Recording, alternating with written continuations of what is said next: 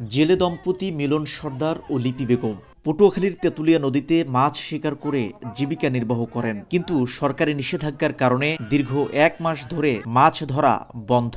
এদিকে জেলে নিবন্ধন না থাকায় সরকারি কোনো সহায়তাও পান না তারা। এ কারণে 2 শিশু সন্তান নিয়ে তাদের দিন কাটছে খুবই কষ্টে। তাদের মতো একই অবস্থা তেঁতুলিয়া নদীতে মাছ শিকারী হাজার হাজার জেলের। তাদের দিন কাটছে খেয়ে না খেয়ে। পকেটে টাকা না থাকায় সন্তানের নতুন পোশাক কিনে দিতে না পেরে ঈদ যেন অনেক জেলে বাবার কাছে এসেছে অনেকটা বঞ্চনা নিয়ে। একটার মধ্যে একটা অবরোধ দেয় ভাই, যাও যাইলে লইয়া মানুষজন লইয়া বেমালই বেতালে অসহায়। ঈদ যে আইছে, ঈদের যে একটা উৎসব, এই উৎসব কোনো জনগণের মাঝে নাই, কোনো ঈদ নাই, কারণ অবরোধে সব শেষ হয়ে গেছে গিয়া যাইলেও পোলাপানের কিছু কিনে দিতে পারিনি। মৎস্য বিভাগ বলছে নিষেধাজ্ঞা চলাকালে সব ধরনের মাছ শিকার, পরিবহন, বাজারজাত বন্ধ থাকে। এ কারণে নিবন্ধিত বেকার জেলেদের মাঝে 80 কেজি করে চাল বিতরণ করা হয়েছে।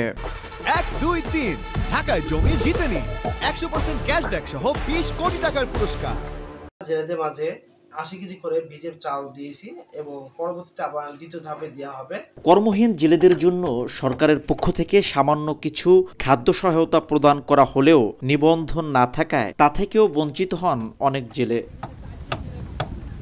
ইলিশ সহ সব ধরনের মাছের উৎপাদন বৃদ্ধির লক্ষ্যে দেশের 6টি অভয়াশ্রমে মার্চ এপ্রিল 2 মাসের জন্য নিষেধাজ্ঞা জারি করা হয়। এই নিষেধাজ্ঞার আওতায় রয়েছে ভোলার ভেদুরিয়া থেকে পটুয়াখালীর তেঁতুলিয়া নদীর 100 কিলোমিটার এলাকা। শিকদার জাবির হোসেন, সময় সংবাদ, পটুয়াখালী।